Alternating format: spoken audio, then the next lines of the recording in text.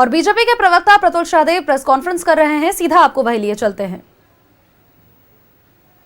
दिसंबर मुझे लगता है 27-29 तारीख।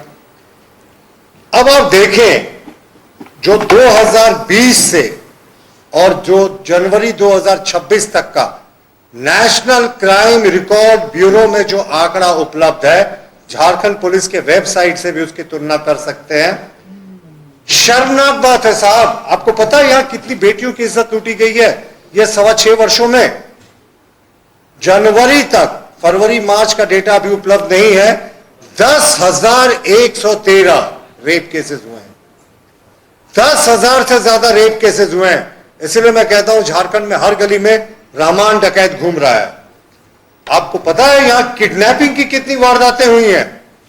11,003 इसी कालखंड में जब माननीय मुख्यमंत्री जी मुख्यमंत्री थे। चोरी की घटनाएं तो लगता है पॉकेटमार और दूसरी चीजों को आप छोड़ दें, 60,000 से ज्यादा चोरी की घटनाएं हुई हैं। यह चोरी की घटनाओं में सब तरह की चोरी जो है वो शुमार है। हत्याएं किस तरीके से हो रही हैं, आदमियों व्यक्तियों की जीवन जो है वो कीड़े मकोड़े की तरह है। जनवरी 2026 तक हेमंत सोरेन के कार्यकाल में 9,213 मर्डर केसेस, यह नेशनल क्राइम रिकॉर्ड ब्यूरो का आंकड़ा बोल रहा है, हो चुका है। 9,213, आप सोच सकते हैं, 10,000 रेप केसेस, 11,000 किडनैपिंग, 9,213 मर्डर्स। हम कहां जा रहे हैं साहब आखिर?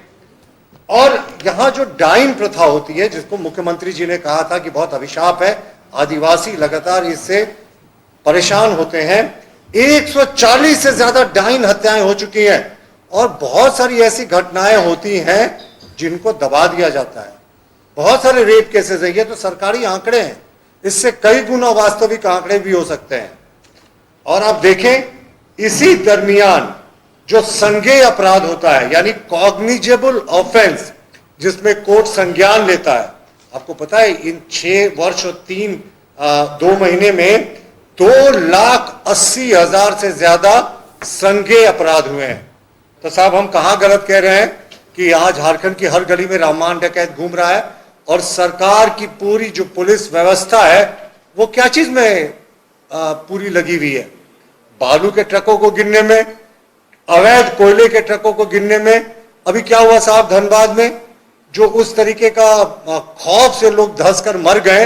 ये बताया जाता है उस पूरे इलाके को जो लोग कोयला चोरों हैं उन्होंने सुरंग बनाकर खोद दिया। कुछ दिन पहले, 3 वर्ष पहले खबर आई थी कि जो मेन लाइन कलकत्ता से दिल्ली जाती है उसके नीचे सुरंग खोद दिया गया था।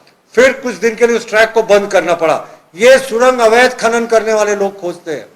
और आप सोचिए ये सारा कुछ सरकार के संरक्षण में चल रहा है। संरक्षण जैसे गंभीर आरोप मैं क्यों लगा रहा हूं? क्योंकि जब एक थानेदार को पता होता है साहब कि उसके थाना क्षेत्र में क्या हो रही है, तो इस सरकार जिसके पास पूरी मशीनरी है, स्पेशल ब्रांच है, पुलिस है, इतने सारे पुलिसकर्मी है, क्या इनकी सहभागिता नहीं होगी? क्या इनका कट नहीं होता होगा? माइनिंग माफियाज क्या इनको कट नहीं देते होंगे? जो वहां के ब्लॉक के डीएमओ हैं या ब्लॉक माइनिंग अफसर हैं या सीओज हैं या थानेदार हैं। और ये क्या संभव है सत्ता के शीर्ष में बैठे लोगों के बिना बदहरस का? ये देखिए नेशनल क्राइम रिकॉर्ड ब्यूरो का ऑफिशियल डेटा है। ये कोई मेरा डेटा नहीं, ये नेशनल क्राइम रिकॉर्ड ब्यूरो का डेटा है। तो झारखंड में जो विधि व्यवस्था की स्थिति पूरे तरीके से कोलैप्स हो गई है। विष्णुगढ़ मामले के बारे में भी बहुत तरह की चीजें मिलने को आ रही है। हमारा कहना है जो भी है घटना का उद्भेदन जल्दी कीजिए, सामने लाइए उन आरोपियों को। और हमारा स्पष्ट मानना है कि पुलिस की क्यों उस समय नींद जागती है जब हमारे प्रदेश अध्यक्ष आदित्य साहू जी के नेतृत्व में भाजपा के सांसद विधायक जाते हैं। राधा कृष्ण किशोर जी ने क्या किया? 1 लाख रुपए दिया, उसका ऐसा ढिंढोरा पीटा। मैं आपको आज भी कहता हूं हम लाश पे राजनीति नहीं करते, किसी को मुसीबत में सहायता पहुंचाते हैं तो वो हम कभी नहीं करते, पर उनके दिए गए रकम से कई गुना ज्यादा हर तरीके से हमने उनको मदद की है पीड़ित परिवार को। और हमें उम्मीद है इस घटना का जल्द उद्भेदन हो जाए। लेकिन 3 मई को ऐतिहासिक बंद होगा। खुद प्रदेश अध्यक्ष जी सड़कों पर उतरेंगे भाजपा के लाखों कार्यकर्ताओं के साथ। और जो प्रदेश की विधि व्यवस्था